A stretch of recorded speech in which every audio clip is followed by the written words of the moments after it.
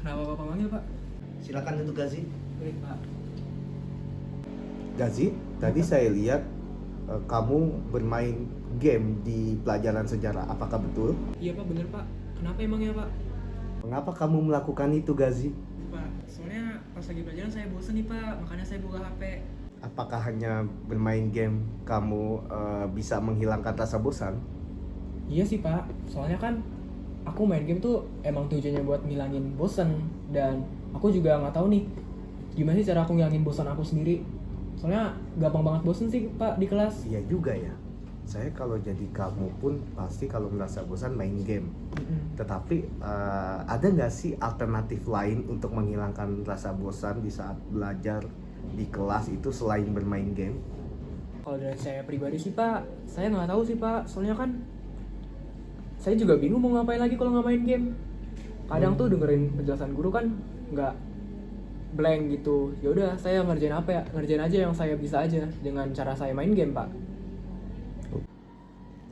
Ya misalnya dengan terlibat aktif di dalam kelompok belajar itu salah satunya ya, karena kamu bisa memenangkan hati dari teman-teman kamu ya. Nah juga bisa memberikan ide dan gagasan yang sangat keren, dan kamu juga pasti ingin menang kan dalam sebuah game. Bener banget, Pak. Kan aku emang tujuan main game tuh menang. Soalnya kalau kalah kan jadinya frustasi gitu, Pak, saya. Nah, diskusi kelompok juga kamu dapat menangkan dengan memberikan ide dan gagasan. Kamu akan menang, pasti ide kamu itu akan dipakai oleh kelompok teman-teman kamu.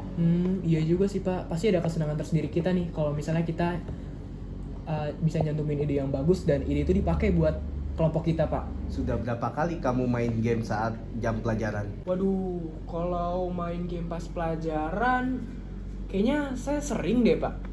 Sering. Iya, Pak. Berarti tidak hanya dalam pelajaran sejarah saja dong ya? Iya, Pak. Apalagi kalau misalnya gurunya ngebosonin, Pak. Jadinya saya buka HP mulu deh.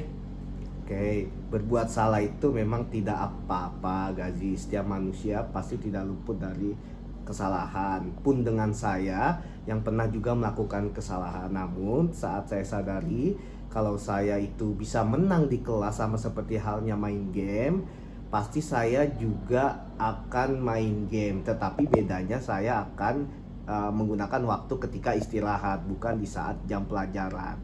Oke, ya udah, Pak. Saya bakal ngerubah cara saya dalam menggunakan waktunya, Pak. Jadi mungkin saya bakal lebih sering gunain waktu istirahat buat main game, Pak. Bagus gak sih? Makasih, Pak. Kamu masih inget gak sih saat menjadi nomor satu ketika membuat kesepakatan kelas? Ingat, Pak. Kan aturan pertama itu kita harus fokus pas belajar di kelas. Nah, ketika kamu main game, apakah kamu mendapati fokus kamu? Enggak sih, Pak. Kan saya ngebagi fokus saya di antara game sama pelajaran. Bayangkan Gazi, jikalau kamu terus bermain game, apakah kamu akan selalu fokus dalam belajar? Waduh, jadinya kalau saya nggak fokus tuh materi itu masuk kuping kanan ke kuping kiri, Pak. Jadinya saya nggak bisa masuk deh ke otak saya. Bagus Gazi, berarti kamu sadar.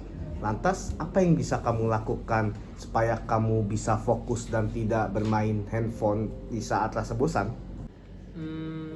Kalau gitu berarti aku bakal nyimpen HP aku di tas, Pak. Terus aku juga bakal lebih aktif diskusi di kelas ataupun kelompok-kelompok yang lain juga, Pak. Pilihan bagus Gazi. Jadi kamu harus mulai lakukan yang baik dan juga komitmen dengan pilihan yang sudah tadi kamu katakan. Siap, Kep. Oke, silakan kamu kembali ke kelas. Oke, Pak. Makasih banyak ya, Pak. Gua izin balik ke kelas, Pak. Iya. Assalamualkum. Waalaikumsalam warahmatullahi wabarakatuh.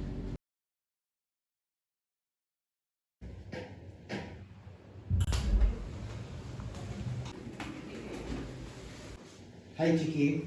Ya Pak, Saya sudah lama tidak melihat wajahmu dengan penuh kesal. Ada apa sih?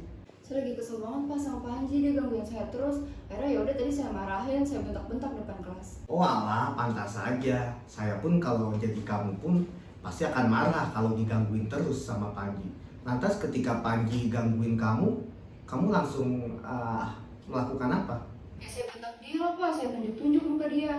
Oh, berarti kamu melakukan itu bukan tanpa alasan kan? Ya iyalah Pak, saya marah, masa saya diem aja, saya nggak terima kalau digangguin terus sama Panji. Oh, wajar lah kalau kamu marah. Kamu kan manusia, pasti juga kamu punya rasa. Dan juga kamu merasakan ketidaknyamanan ketika kamu digangguin oleh Panji. Untungnya kamu hanya bentak-bentak saja ya. Bener Pak, untung saya masih punya kesabaran. Padahal sih udah gemes banget pengen pukul dia. Ya juga sih, kamu lebih memilih untuk bersabar. Untungnya kamu tidak melakukan sesuatu yang dapat lebih parah lagi. Iya. Nah, coba kita lihat lagi tindakan kamu saat membentak Panji di depan kelas. Tindakan kamu kira-kira sesuai nggak dengan keyakinan kelas atau mungkin prinsip dalam hidup kamu? Ya enggak lah Pak, capek marah-marah terus. Jadi, kira-kira keyakinan atau prinsip mana yang kurang sesuai dengan keinginan kamu? Ya sebenarnya Pak, saya tuh orangnya saling menghargai. Cuman mungkin karena tadi saya emosi, jadinya saya nggak bisa menunjukkan rasa saling menghargai itu. Kamu meyakini nggak kalau sikap saling menghargai itu penting dalam hidup kamu? Yakin lah Pak. Iya, setuju. Kita harus saling menghargai, namun ada juga keyakinan yang telah kita sepakati yang perlu kita jalankan apabila kita sedang marah, bukan? Iya Pak. Mungkin saya bisa jadi lebih proaktif mulai dari diri sendiri, bisa lebih bersabar, menahan diri, dan tahu apa tindakan saya selanjutnya. Kira-kira kamu bersedia nggak untuk menyelesaikan masalah ini? Bersedia Pak. Kalau kamu mau memperbaiki masalah ini, kamu mau menjadi orang seperti apa? Mungkin saya bisa lebih bertanggung jawab kali ya Pak, dan menjadi lebih proaktif. Ya, menurut kamu bagaimana rasanya menjadi orang seperti itu?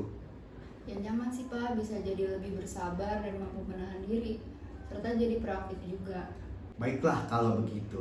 Yuk mari kita pikirkan bagaimana untuk memperbaiki masalah ini. Ya baik Pak, terima kasih, saya izin dulu ya Pak. Dulu ya Pak. Ya, jadi. Yang saya dapatkan ketika saya mengetahui tentang praktik segitiga restitusi, yang pertama adalah cara saya menghargai guru ataupun teman sebaya saya sendiri. Yang kedua yaitu dari segi fokus. Saya bisa lebih memanage fokus saya kepada hal-hal yang penting terlebih dahulu. Dan selanjutnya, selain fokus, saya juga lebih bisa memanage waktu.